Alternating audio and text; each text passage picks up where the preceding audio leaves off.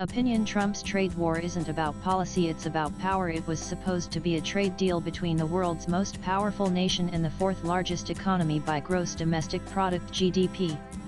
But there's now a possibility that it may turn into a source of serious geopolitical tension with Brazil, Russia, India, and China bundled on one side. If that happens, President Donald Trump cannot evade responsibility for causing the greatest harm to the India-US strategic partnership, which had evolved over the last 2 decades merely to satisfy his ego.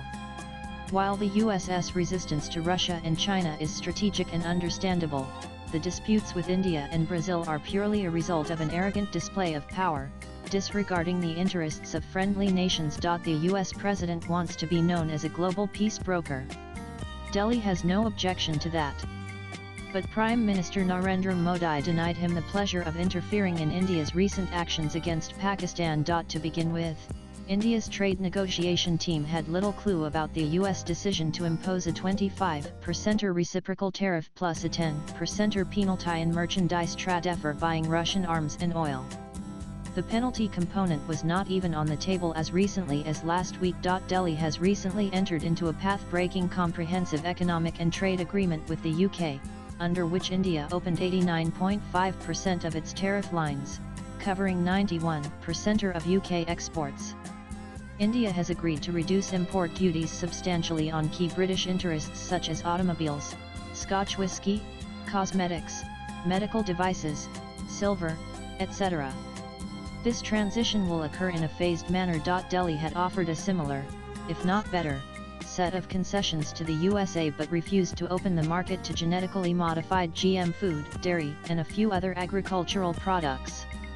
India has strict policies on these items, and even countries like New Zealand were denied market access for dairy. A separate negotiation was underway regarding the reduction of non-tariff barriers (NTBs). Indian sources say US trade negotiators were satisfied with India's proposals, and the draft agreement had been awaiting the president's approval for over a week. The general consensus in Delhi was that Trump would eventually seek personal credit for forcing India to open its markets. On July 20, U.S. Commerce Secretary Howard Lutnick told an American TV channel that the August 1 deadline for new tariffs was sacrosanct.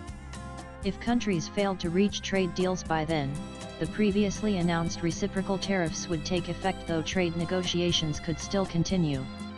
"Nothing stops countries from talking to us after August 1, he said. Accordingly, India completed scenario planning as early as last week to prepare for a 25% US tariff until a deal was reached. The 10% penalty was not anticipated. The US accounted for just over 1/5 of India's 371 billion goods exports in 202,425. A 35% tariff will inevitably affect some of that trade.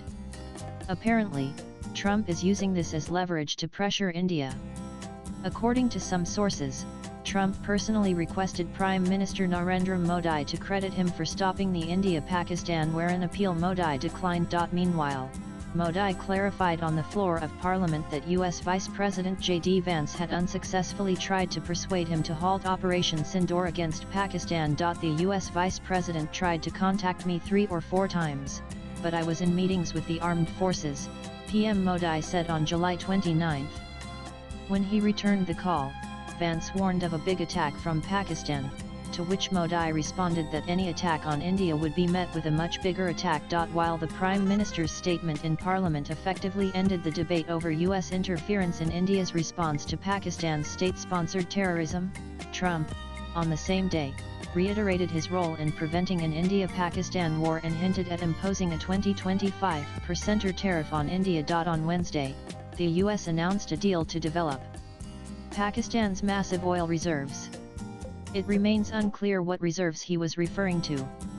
At best, the US may be aiming to gain control over some of Pakistan's mineral resources, outbidding China. As one expert put it, we are in a peculiar situation where decisions on trade and tariffs are no longer linked to economic arguments.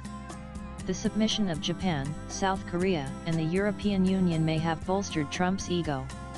But given India's historical defiance like the 1998 nuclear tests, it would be unwise to underestimate its nationalist resolve. Delhi has a history of resisting foreign pressure. What works in India's favour is that roughly 45% of its growth is domestically driven. While exports help boost growth figures, India is not as export dependent as, say, Vietnam, which relies heavily on US markets. In his latest outburst, Trump warned that India and Russia would take their dead economies down together. He claimed the US has little business interest in India. We will have to wait and see how American industry, especially giants like Apple, react to such outrageous claims. Swipe left for next video. But one thing is certain, India is in for a few difficult quarters on the export and growth front. A silver lining lies in ongoing litigation in the US challenging the legality of Trump's reciprocal tariffs. The US president invoked an emergency law to take sweeping action, bypassing Congress. Pratim Ranjan Bose is an independent columnist. Views expressed in the above piece are personal and solely that of the author. They do not necessarily reflect NEWS18's views. Latest blogs.